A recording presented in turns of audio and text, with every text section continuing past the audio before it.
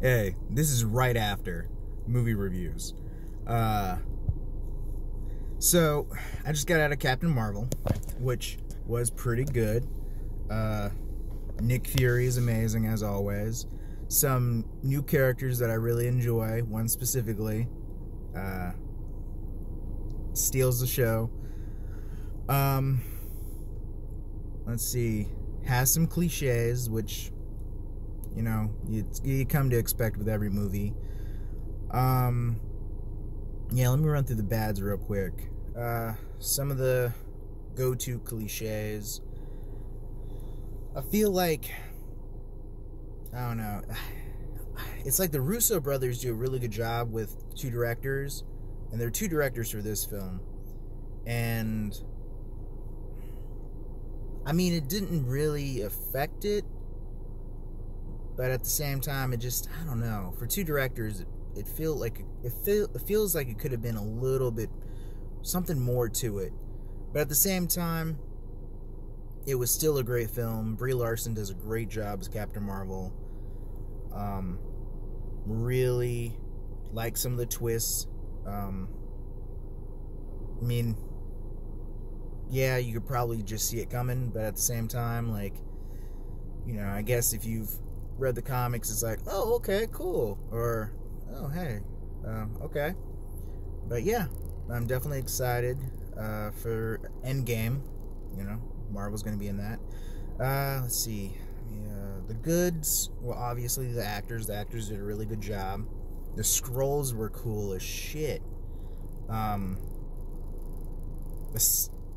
There's the go-to cameo, which had a nice little bit more to it than I thought it would.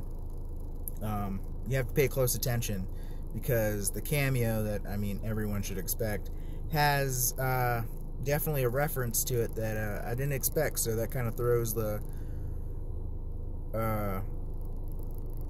makes the Marvel Universe expand just a little bit more unexpectedly.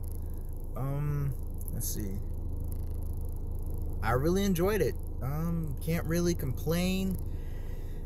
I mean, it's the movie before Endgame. I think everyone is like, it's just like that Captain Marvel, like, here she is, then there you go. Because we're gonna see her again, but it's gonna be like 20 something years later. You know, this was 95, and then you're gonna have that big jump. So I mean, there's gonna be a big character difference, I imagine. A lot of things have happened, so I don't know how much we'll see. Probably not too much until the sequel. But, you know, I definitely can't wait to see how that all works out in terms of everyone fighting together and her dynamic with the Avengers. And I just can't wait to see the rest of the stuff. Definitely not getting hero fatigue. I know that's probably something I thought about, like, at the end credits. I was like, well, I guess partway through the film, eventually, you know, the bubble's going to burst on this stuff. And so I'm a little worried, because the movie was good. The movie was good, but it just felt like kind of how Ant-Man and the Wasp was, you know, just that, well, here's another filler, you know, kind of set you up just a little bit more. Did some cool, like, you know, since it's set before everything, you know, the MCU that we've known, you know, you have some cool, like, oh, this will happen one day, or that little, you know, stuff like that, origins and all that. I just get worried that they're going to become too cookie cutter, and it kind of felt like, you know, it's like every hero's quippy. Not too much in this one, but at the same time, I don't know, it's lighthearted, and that's cool, you know, because MCU is Disney as well, and you want to make it, you know, kid-friendly for the most part. So, I don't know. I mean, it's all about what you think in the end. Definitely leave comments about what you liked, what you don't like. I'm not trying to do any spoilers. I don't like doing that. I don't like when people spoil films, so I'm sorry if this is a little vague.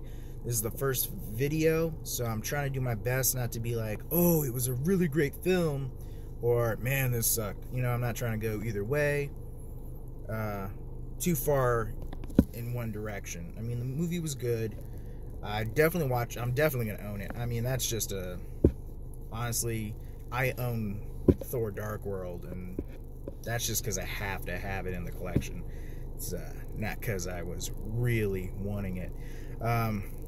But yeah, I can't wait to see what they got going on, because we're getting to that point where after Endgame, what are they doing next? A lot of things haven't been revealed yet, but we do know, as far as I know so far, from what I've read, we're not going to have another movie after Spider-Man Homecoming for another year, so until May 2020, which is hopefully going to give us enough time to, again, worrying about that superhero bubble burst, and that hopefully give us enough time to relax, really digest what happened in Endgame and the 3 phases that we've gone through, and hopefully what they come out next, you know, can really change up, be something new. I really don't want to become, you know, like, okay, here's quips, here's like one character that's going to be really funny and surprising. You know, I don't want, you got to change it up. I mean,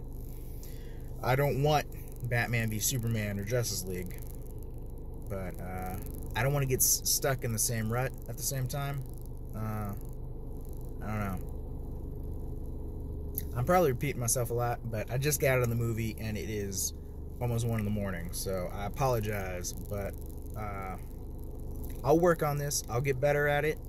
Leave like, comment, subscribe, please. I'll try to quit saying so much, and I hope you guys see the movie. I plan on doing other reviews. My whole thing is these are going to be right after I see the movie. I'm not going to wait. This is like adrenaline, like this is like fresh and everything. Because after sitting through the credits, you have enough time to really like, okay, so I don't know. All right, well, you know, Avengers Endgame. You got a month. Wait, month? Yeah, April 26, something like that. So let's get to it. And we'll have other discussions future on about how I feel about Dark Phoenix. That's another video I definitely, yeah. But anyway, all right, I'm going to bed. Bye.